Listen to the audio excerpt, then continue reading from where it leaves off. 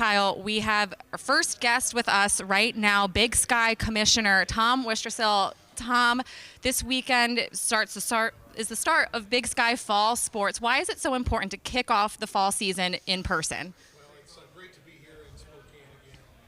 This is the start of the... Great to be here in Spokane. Let's try that again. There we go. Live TV. Let's do it, right? This is the start of it, right? This really gets the blood pumping, and people get excited this time of year that football season's soon to be here. And so to bring all our coaches and student athletes here together to celebrate not only our Hall of Fame that we had the other night, but also just to start talking about the season and upcoming, as you guys were talking about there. We got incredible parity across the conference, and that's what makes it so much fun. As I was looking at those rankings up on the wall there, I was thinking to myself, there's always a team every year that is voted 6th, 7th, 8th that always finds their way up into the top 5. And I was trying to figure out who that was going to be. But I'm really excited to be here. And like I said, this gets it all rolling. Tom, to speak to this event as a whole, right? So this is the second year here at the Northern Quest Resort and Casino. The Big Sky Kickoff has obviously been a staple. How have you seen both the event grow, but also year 2 here at the Northern Quest propel in this second run here? Yeah, the event has just gotten better and better and more organized, and the media has embraced it. Obviously, the live TV segment makes it that much better. So that's the incredible growth that we've seen. We have an audience now that really looks forward to this and wants to hear from the coaches and the student athletes. They want to hear from the commissioner to talk about what's happening in the future and those types of things. So that's exciting. Here at Northern Quest, they've been a wonderful host for us. Great people. They care about helping us put on a quality event, and the facilities are wonderful. So it's really been a good home for us here at Northern Quest, and we're very fortunate. And I continually hear from coaches that come into the conference for the first time. They're like, wow, this is really big time, and that's what it's all about. Football is incredibly important to our institutions and around the Big Sky. So this is our way to show them how important it is. Tom, I want to go back. You mentioned the Hall of Fame. This is the first time that the players are really interacting with the media, but the event for us started Saturday night with the Hall of Fame. You were instrumental in starting a Hall of Fame for the Big Sky Conference. What is that event like for you? Yeah, it celebrates history. We have over 60 years as a conference, and for us to be able to recognize those student athletes who did so well during their careers here and gave so much to their school and put us on the map as a conference, that's what those student athletes did. So we're so fortunate to be able to bring them back, celebrate their incredible successes. I mean, some of the things that our former student athletes have done is amazing.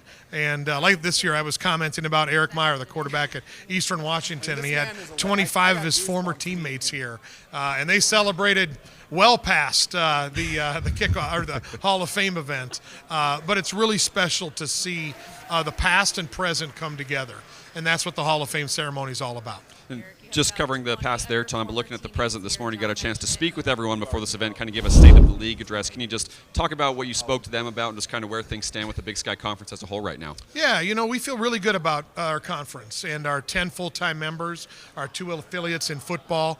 We have a really solid conference, and we need that right now because college sports is very unsettled. What's happening at the top with FBS and their conferences shifting, membership shifting, people not wanting to be where they're at and moving, others want to moving up. So it's caused for a really tough time right now. There's lots of legal challenges that we have around paying players and around name, image, and likeness. And so the legal landscape has left us with a lot of challenges. Saying all of that, we're in a really good place. We're just extending our deal with ESPN Plus for 5 years starting in 25. We've agreed to terms, and we're really excited about that. We'll be starting a new talks with Scripps and the great partnership we have with Scripps. We're so thankful for that to extend as well. So we have growth opportunities. We got a lot of positive things going on. We got a great conference that's focused on winning championships. In this case, we're talking about FCS football, and our goal is very simple. We want to win the national championship at the FCS level. And we've had 3 different teams play for the title in the last 6 years. Now it's our time to win one. So it's a great opportunity here to get things rolling in the right direction. And I feel very fortunate to be part of a conference that wants to be great, wants to be on the cutting edge of things moving into the future. Tom, you talked about the FCS playoffs, wanting to win that national championship. We have been in that game. One of the big things changing this season with the playoff is that the top 16 teams will be seeded. How does that benefit the Big Sky Conference? It's a huge benefit to the Big Sky. So in the past, as you know, 24 teams have gone in. We've seeded the first 8, and then after that, the matchups have been done regionally. And so now we're going to seed through the top 16. So teams 8 through 16 will still host the bottom 8 teams, and that will be done regionally. But those 8 through 16, 9 through 16, those spots will be fixed in the bracket. And so what that provides is it provides greater, less regionality, which helps our teams. They won't play each other as often. And like last year, for example, we had Montana State play North Dakota State in the second round. Quite frankly, 2 of the 6 best teams in the country shouldn't play in the second round of the playoffs. And so that won't happen in the future.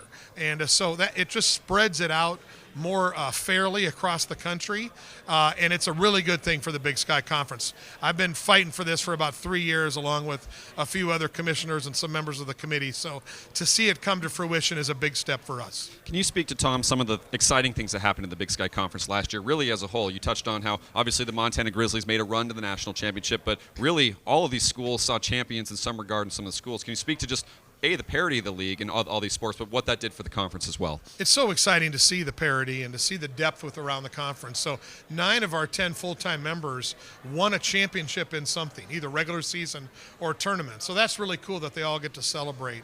We had great things happen, like Northern Arizona cross-country teams. Both men's and women's were runners-up. The men's teams won a lot of national championships. So while they had some minor disappointment not winning, the NAU women had never finished that high. So to think about a Big Sky school in a sport like cross country being able to finish runner-up in both of those is really exciting. We have 4 Olympians that are going to be in Paris here within the next couple of weeks, and that's exciting to see. 3 runners from NAU, and then a former basketball player from Portland State that's going to be playing for Puerto Rico. So to have those types of celebrations, on a global scale around the Big Sky Conference, and a couple of the runners legitimately have medal aspirations. And so how cool is that? And then and finally, just to touch on the NBA draft. So, Dylan Jones from Weber State, first-round draft pick. Dalton Connect, that played at Northern Colorado, played his last year at Tennessee, first-round draft pick. So you don't necessarily always think of the Big Sky and think about Big Sky basketball, but to have 2 first-rounders that came out of our conference, that's really exciting for us. Tom, obviously there is a student aspect of the student athlete. We recently released the Big Sky Academic All-Conference for the spring. What's it like to you to see so many student athletes on that list? Yeah, I'm so proud of our student athletes, and we believe in the Big Sky. We're the true college sports of what's left, and we don't make every decision about money. And unfortunately, so many decisions around college athletics are purely about how can I get more dollars, whether it's for the school or for the individuals. And that doesn't happen in the Big Sky. We're still focused on student-athlete development. We're focused on graduation, providing them an incredible experience on campus, the opportunity to play high-level sports, and to potentially win a national championship. And so when I see by the hundreds the list of student-athletes and all their academic pursuits, from medical school to law school and all the other academic endeavors they have, I'm so proud to know that we're doing it the right way in the Big Sky, and that's what our future looks like. Awesome, Tom. Well, we really appreciate your time. Can't wait to see what happens this season, not just in Big Sky football, but in all of the fall sports, and see what champions might emerge. Appreciate you being here, and we'll let you go reclaim the room. Yeah, it was great to be here with you. Thank you both for your work. Thanks to Scripps Sports for the incredible support of the Big Sky, and I look forward to seeing 4 hours from the 2 of you. So let's get to work. The long haul is here. We're ready to go. Yeah, we're just getting started here on Scripps Sports and ESPN Plus. Coming up, our first coach of the day, Cal Poly's Paul Wolf, will join the set. Stay tuned.